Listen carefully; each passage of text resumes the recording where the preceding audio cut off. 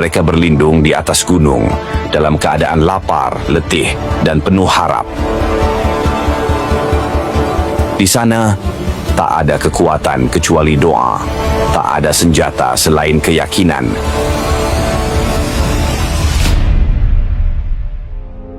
Nabi Isa dan kaum mukmin tinggal di sana hingga makanan mereka habis, hingga dedaunan menjadi santapan terakhir.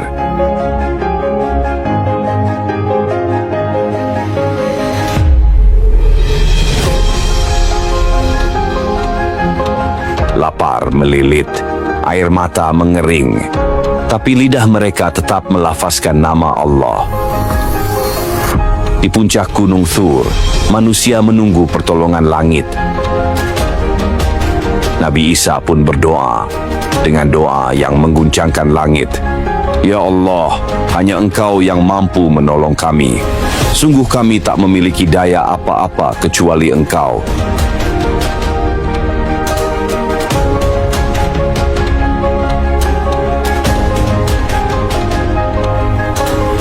Dan ketika bumi tidak mampu lagi menampung darah, dan langit bergema oleh tangis orang-orang beriman, saat itulah Allah menjawab doa nabinya.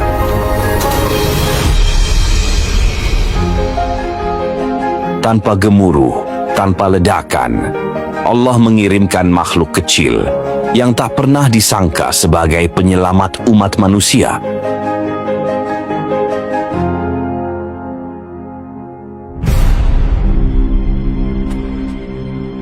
Tanpa peringatan, ribuan, jutaan Ya'juj dan Ma'juj tiba-tiba tersentak. Mereka terbatuk, menjerit, meronta. Lalu, satu demi satu tubuh mereka ambruk. Allah, dengan segala kekuasaannya, cukup mengutus makhluk sekecil ulat untuk menumbangkan kekuatan terbesar yang pernah mengguncang dunia. Dalam sekejap, bumi dipenuhi jasad-jasad Ya'juj dan Ma'juj. Tubuh-tubuh mereka berserakan menutupi sungai, lembah, bahkan dataran tinggi. Hamparan mayat memenuhi horizon, hingga bumi seperti berhenti bernafas. Namun bencana belum benar-benar usai. Gelombang busuk dari bangkai-bangkai itu menyelimuti udara. Umat manusia nyaris tak sanggup bernafas. Langit suram, burung-burung tak lagi terbang, dan tanah menjadi lumpur yang mati. Maka Nabi Isa kembali memanjatkan doa, dan Allah mengirimkan burung-burung yang belum pernah terlihat sebelumnya. Mereka turun dari langit dengan sayap, membentang seperti awan, besar seperti leher unta, bercahaya dan membawa aroma surgawi.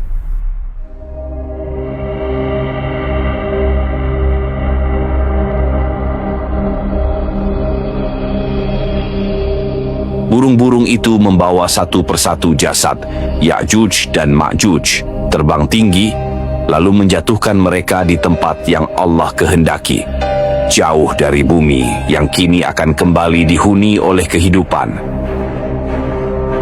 Dan kemudian turunlah hujan, tidak seperti hujan biasa, tapi hujan rahmat, hujan pemulihan, hujan yang membasuh luka sejarah umat manusia.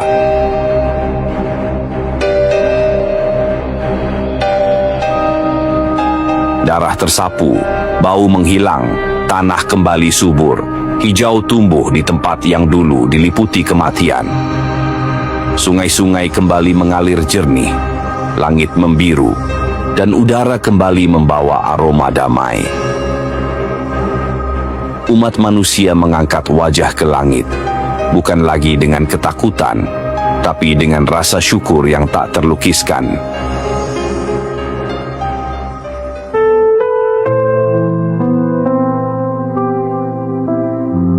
Dunia kembali tenang setelah huru-hara besar Ya'juj dan Ma'juj dilenyapkan. Nabi Isa alaihi salam hidup sebagai pemimpin yang adil, memenuhi bumi dengan keadilan dan kedamaian. Tapi, waktu itu tidak lama. Setelah 40 tahun memimpin umat manusia dalam keadilan, Nabi Isa bin Maryam pun wafat. Sebuah kematian alami, sebagaimana disebut dalam hadis riwayat Abu Dawud. ثم يمكث في الأرض 40 سنة ثم يتوفى ويصلي عليه المسلمون. Kemudian Isa hidup di bumi selama 40 tahun, lalu ia wafat dan kaum muslimin mensolatinya. Sejak saat itu, dunia perlahan berubah. Satu persatu orang-orang beriman dipanggil oleh Allah. Ulama wafat, para penghafal Al-Quran berpulang, dan ilmu agama pun mulai hilang. Hingga perlahan, generasi baru muncul. Generasi yang tak mengenal lagi surat Al-Fatihah, tak tahu bagaimana solat, tak mengenal puasa maupun zakat. Semua simbol Islam memudar, diganti dengan kesesatan massal. Nabi telah mengabarkan, La taqumus sa'atu hatta yuqbadal ilmu, wa tafshuwal jahl, wa yafshuwal zina.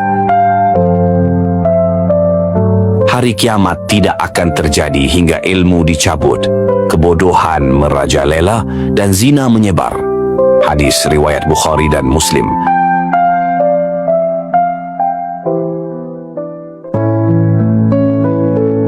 Mereka hidup tanpa malu. Wanita berpakaian seperti telanjang. Lelaki menyerupai wanita. Wanita menyerupai lelaki.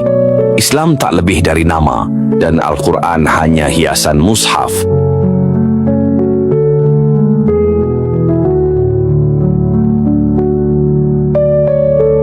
Inilah zaman di mana orang saling berperilaku seperti binatang, dan Allah telah bersumpah bahwa dunia ini tidak akan dihancurkan kecuali setelah tak tersisa satupun orang yang mengucap Allah, Allah.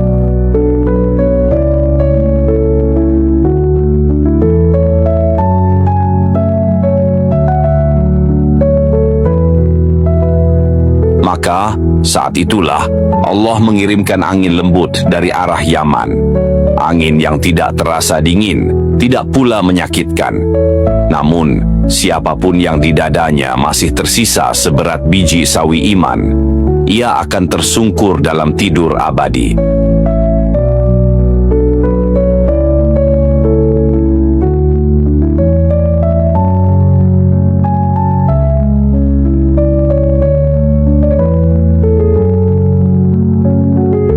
Rasulullah Shallallahu Alaihi Wasallam bersabda, Yab'athullahu rihan karihil misk, fata'khudhuhum tahta abatihim, fataqbidu ruha kulli mu'min.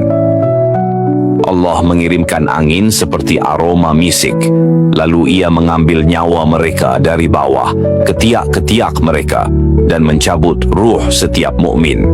Hadis riwayat Muslim. Dunia kini sunyi dari keimanan. Tak ada masjid, tak ada sujud, tak ada kalimat Allah yang terucap. Seluruh kaum mukmin telah diwafatkan. Yang tersisa hanyalah manusia-manusia terburuk, kafir, durhaka, dan rusak secara total. Mereka tidak mengenal halal dan haram. Mereka tidak menegakkan keadilan, tidak pula menghargai hidup. Dunia menjadi panggung dosa dan kebiadaban. Maka, ketika bumi benar-benar tidak menyisakan iman, ketika tidak ada satupun hamba yang menyeru namanya, inilah saatnya kiamat akan dimulai.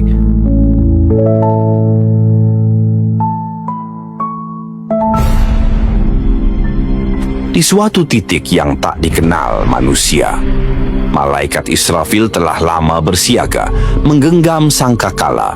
Wajahnya menghadap arsy, matanya tidak berkedip, telinganya menanti titah dari Rabbul Alamin. Dan tiba-tiba Allah memerintahkan, tiupkan sangkakala.